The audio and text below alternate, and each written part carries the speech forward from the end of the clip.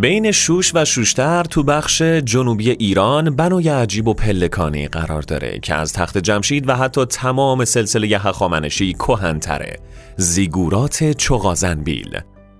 این بنای عظیم حدود 1250 سال قبل از میلاد، یعنی چیزی بیش از 3200 سال پیش و دوران شکوه تمدن ایلام ساخته شده. تمدنی کهن‌تر از هخامنشی و مادها. تو نگاه اول شاید فکر کنید این بنای پلکانی ساده اهمیت خاصی جز قدمتش نداره، اما اشتباه نکنید. چغازنبیل تو قلب منطقه مهم شوش تو دوران تمدن مهم ایلامی و با معماری متفاوتی نسبت به بقیه زیگورات ها ساخته شده. زیگورات چغازنبیل در واقع یک نیایشگاهیه که در ستایش این شوشینک، ایزد نگهبان شوش و یکی از مهمترین خدایان تمدن ایلامی ساخته شده. حالا دلیل اهمیت این بنا چیه؟ زیگورات چغازنبیل در واقع قلب و مرکز یک مجموعه مذهبی بزرگ تو شهر درونتاش بود، یک شهر مهم و مذهبی. محل شهر اهمیتش در تمدن ایلامی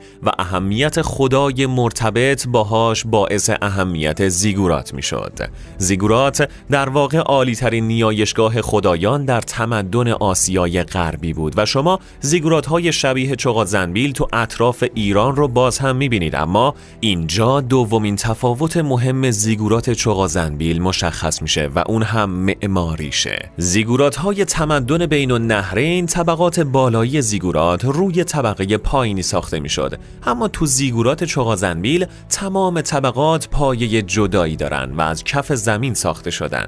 ایلامی‌ها به نوعی معماری زیگورات رو توسعه و بهبود دادن. مسئله دردناک اما ویرانی زیگوراته. از 5 طبقه این زیگورات تنها 2.5 طبقش باقی مونده. بقیه زیگورات و شهر اطرافش وقتی پادشاه آشوبگر دوران کهن آشوربانی آخرین شاه ایلام رو شکست داد ویران شد. نکته عجیب اینه که اون سر دنیا و توی قاره آمریکا هم شما زیگورات‌ها تمدن مایا و آزتک رو می‌بینید که البته نسبت به زیگورات‌های بین النهرین خیلی ساده تر هستن.